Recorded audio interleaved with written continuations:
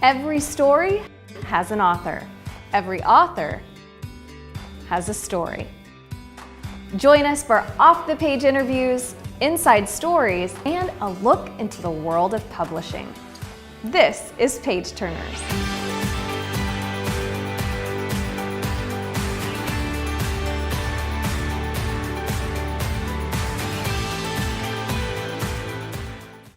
Welcome to Page Turners, presented by the Agency of Brown Books. My name is Hilary Kennedy, and I am excited to introduce you today to Dr. Matthew Crosston, who has a distinguished career in Russian studies. He's the Executive Vice Chairman of ModernDiplomacy.eu and the Senior Doctoral Faculty at American Military University, and his research specialty is international security and intelligence across the post-Soviet space. And he is also the author of the new book, Russia Reconsidered: Putin, Power, and Pragmatism. So let's welcome Dr. Matthew Crosston. Thanks for being here. Thank you very much.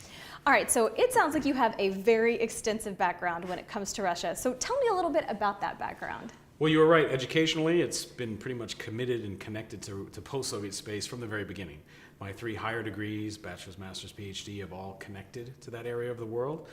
All of my research has always been sort of focused in and around that area. But for me, even on a personal level, it's been impactful pretty much for 30 years, and I'm only 46. I've been interested in this region of the world, so that means a lot to me as far as real life experience. I've worked there, studied there, conducted research projects there. The very first experience I ever had, I was sent as a junior abroad from Colgate University, and it just happened to be the timing of history because I went to the Soviet Union but came back from the Russian Federation. It was the year it all fell apart. Oh, wow. Was when I studied abroad there. And I've always explained it to people, is once you sort of get a chance to be a witness to living history like that, you just never get it out of your system. Right, changes you. It just stays. Well, so what do you think most Americans get wrong about Russians? The thing I say the most often is actually, because the list is long, but the one I think they're most surprised to hear is just how similar I think the two peoples are, and that maybe sometimes some of our conflict or some of the tension that happens between us on the diplomatic or political level is because of the fact that as people, we're actually very similar to each other in personality terms. I wouldn't have thought that. That's interesting. Can you give an example of our shared cultural personality traits? First, we're probably 2 of the brashest people on earth. and also we're 2 of the brashest and the most proud of it. Like with both Russians and Americans, you will know immediately if we like you or don't like you. We won't hide it. We won't hide it. We're proud to show it. We're very forthright. We're very upfront. We're very blunt. We have the same sense of humor. Russian jokes, when you translate them over, always play in America, and American jokes, when they get translated over into Russian, kill in Russia. So most people don't realize on that personal level. And then finally, on a more serious side, we are the only 2 countries, and there might be some pretenders to this throne, but we're the only 2 countries that have really a decided and long tradition of thinking that we're specially unique in the world stage. That in academic terms, in America, we call that American exceptionalism. In Russian terms, we call that the messianic curse of Russia, Russian messianism. But what we don't usually identify is the fact that these are kind of 2 sides of the same coin. That what they really mean, it doesn't matter what you mask them in. The ultimate base issue for both Russia and America is that we think we were put on this planet and developed as a country to do more than just our own little thing on our own little territory, that we have a special role to play. And those are the only 2, I've been all over this world and traveled to many different places. Those are the only 2 countries where I found the people most adamant about that belief. That's really interesting. Well, one thing, you criticize how the U.S. government has formulated its foreign policy towards Russia, going back several presidential administrations. What's the essence of your criticism there? For me, we've coined this term in the book that's basically called, well, I've called for a long, long time, Cold War pathology. We can't, this is the Americans talking. The Russians suffer a little bit from it, but the Americans, ironically, we won the Cold War, and yet we suffer from this pathology when it comes to Russia more than the Russians do. That we are obsessed by this idea that the Russians think of themselves only as the Soviets, and that their ultimate goal is to get back to the Soviet Union. The problem with that is it means that it biases everything. We color everything through this lens of looking at Soviet strategy, Soviet history, Soviet culture, to define what they're doing today. Just a quick example, and this made huge headlines all over America, all over Western Europe. There was an interview, Putin loves the media. and he has this one show that's called in Russian Prямaya Linia, which is like open line, where people can call, literally just call an open line, and he sits in front of a camera and just talks to the people. Wow. And in one of these interviews, one of these programs, he said that the greatest tragedy of the 20th century was the dissolution, the breakup of the Soviet Union. And that was launched upon by every media outlet in the West, as you might imagine, saying, uh-oh, Putin regrets that there's no Soviet Union. Putin's going to want to bring the Soviet Union back. Watch out the Baltics. Look out Eastern Europe. He's coming for you. But what was sort of inappropriate or maybe even slightly irresponsible was in that same answer, he went on to explain that what he meant by tragedy was after the Soviet Union fell apart, it was basically the 90s, right? And in the 90s, the Russian Federation, the post-Soviet space, became more crime-ridden, more corrupt, more unhealthy. There's a period, not to be like a democratic health specialist, but there was a 5-year period in the 90s where the male life expectancy in Russia went down a year for every year for 5 consecutive years. Really? You don't have to be an expert. That's almost impossible to do. And yet the Russians did it. So even to a point when I began late 90s to begin my doctoral studies, and I was interested, of course, in pursuing things dealing with this area, I was actually sort of discouraged from it because they said, I had some people say, listen, who knows, 20 years from now, there might not even be a Russia. It'll just be this landmass of widows and old men. So that's the tragedy he was talking about.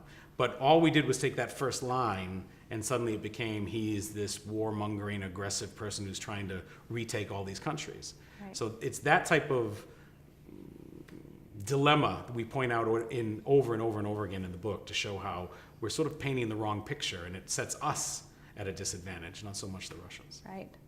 So let's talk Russian hacking scandal, because that's something we're hearing a lot about. So you're pretty critical of how the Russian hacking scandal is portrayed across the American media. Kind of give us your take on how the media portrayed the hacking during the 2016 election and how it's really hurt our relationship with Russia.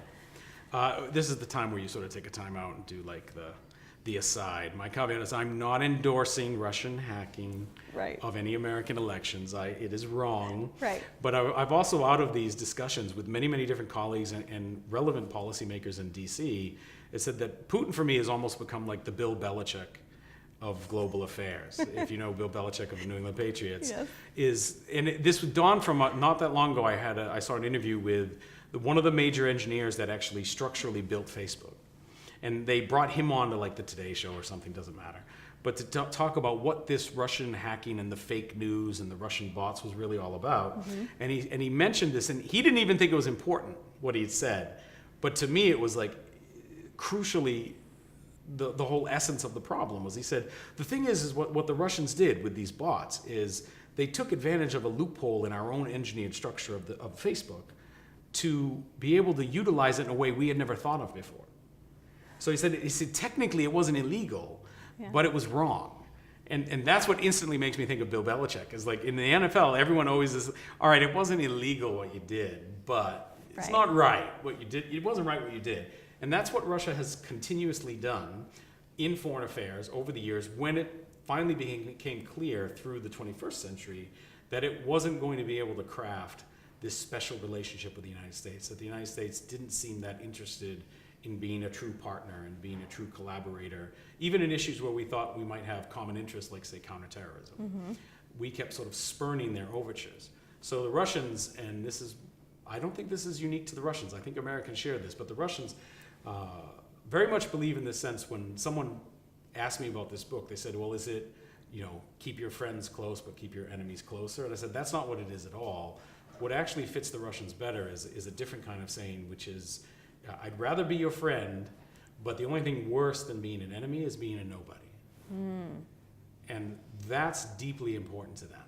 And for most of the 21st century, the Russians have felt that America has continuously tried strategically, diplomatically, militarily to make them feel on the world stage like they're a nobody.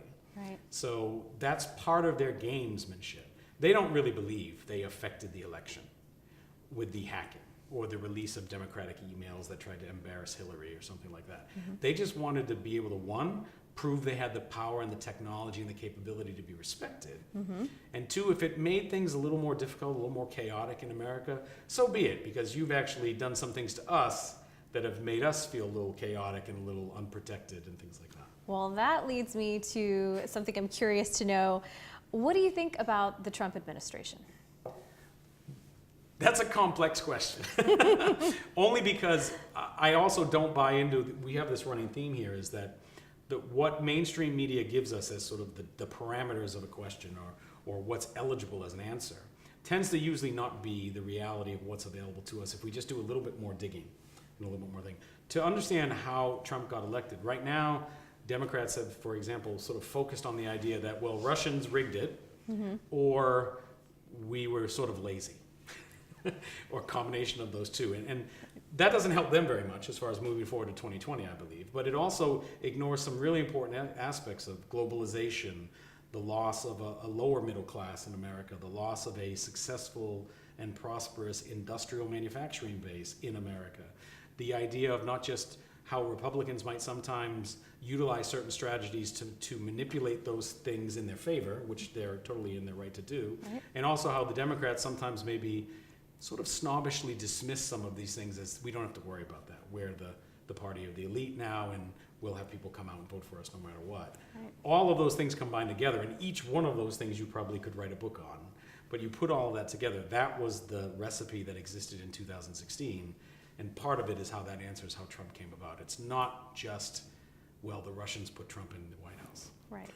Well, then let's talk we a push little that hard in the book. Right.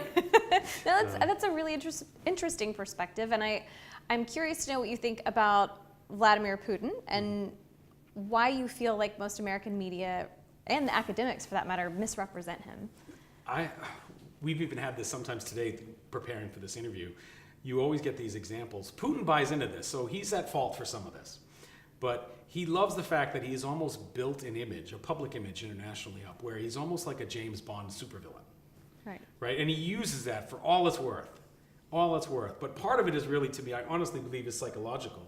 I don't know if you've ever seen, have you ever seen a picture of Putin when he was a young man? Not as a young man like, say, 12 or 13. No, I haven't. There's a famous picture that circulates around Russia that shows him when he was like a schoolboy. Total nerd. Total nerd. That's hard to imagine. And you can see instantly, and they talk about, well, you know, Putin used to be KGB. So obviously he's sinister and he's sly and he's devious.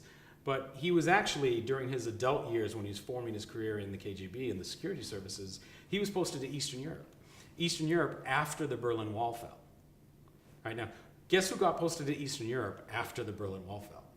People who really weren't expected to rise high in the KGB. They weren't the players. They weren't the gamers. So he basically, and even the reason, and I don't want to get too like in the weeds of this, so I'm sorry about that, but it fascinates me, is that why Yeltsin chose him on December 31st, 1999 to become president, and he suddenly resigned when everyone was paying attention and worried to death about Y2K. And the universal reaction, even in Russia, we forget this now because it's been 18 years. On January 1st, 2000, everyone woke up and Yeltsin's resigned, Putin's in office. Everyone, even in Russia, the reaction was, who's Putin? No one knew who he was. Wasn't a household name. No one knew who he was. So part of the reason of bringing him in was the fact that Yeltsin and his team probably thought, this is a reliable guy, this is a guy who's not that spectacular, nothing to write home about, so he'll follow what we've been doing. He'll keep our plan in place and my program, my legacy will go forward. They misjudged him on that because he had an axe to grind for sure. He had a lot of demons, I think, in his closet to get out and say, I have power now in a system that's set up to have the president have all the power. So I'm going to make things over the way I think is best for Russia. And that's how it took off. That Putin phenomenon came not so much because he was always a Bond villain. It's because he's twisted that with the help of Western media that likes seeing him that way, portraying him that way, and he totally buys into it and goes with it. Well, so why do you feel like it's important for people to read a book about Russia? We have this, I don't know if it's a joke per se, but there's always been this common understanding in academia, in diplomacy, even in the military, which is that don't ever forget about Russia because one way or another, they'll always find their way back. They never stay irrelevant for long, and we're going back like 1,000 years in history. But that's actually what we did forget. It's what we point out in this book over and over again, that we sort of thought with the 90s, as I mentioned before, all the bad things that were happening in Russia coincided with this problem called Islamic terrorism. So everyone was like, that's the new thing. These guys, maybe they won't be a country in a generation, or if they're still a country, they'll be a meaningless country. This new Islamic radical Islam thing, that's where all the action is. This is where you have to go. Right. That was a mistake on our part. Academically speaking, we should have remembered our own history, our own lessons, where we said they always find a way to come back. Yep. And they did. So that's why people need to understand, because look, when we've had this book planned in the works for quite a long time, and it took me several years to build it and create it. The issue of Russia and Russian-American relations has only become more intense. Right. Has only become more prominent and more important. And I don't think that trend is changing anytime soon.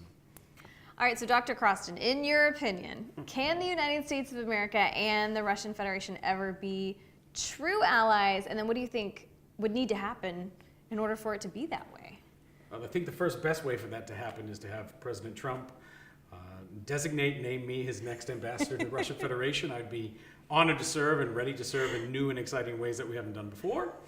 But on a less grand note, more books like this, more authors, more voices, and it isn't even so much about generational. It isn't about waiting for the older generation to retire. It's just having people willing to accept new ideas and new opportunities to give perspectives. One of the things that's been the most disturbing to me in higher education in America today, we talk a lot about the shame that is safe spaces for students. But what we don't talk about is I really believe we've almost developed a safe spaces for professors, that professors don't engage one another anymore. We just have our little specialties. Leave me alone. I'll leave you alone. I don't want to tackle you. I don't want to challenge this.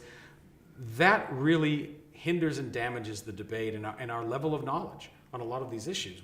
I've written this book largely to be issuing a challenge to all of those Russian specialists that don't agree with me, that don't like what I have to say. Let's get together. Let's be on the same stage before a huge audience, and let's tackle these ideas openly, respectfully, passionately.